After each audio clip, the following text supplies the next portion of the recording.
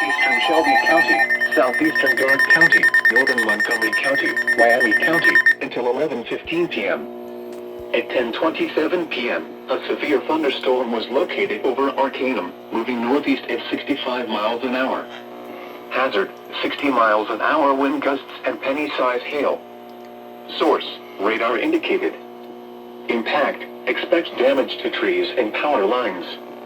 Locations impacted include Ginghamsburg, Vandalia, Englewood, Castown, Union Corners, New Bern, Bradford, Potsdam, Lockington, West Milton, Covington, Dayton International Airport, Pemberton, Piqua, Sydney, Clayton, Plattsville, Troy, Brookville, and Piermont.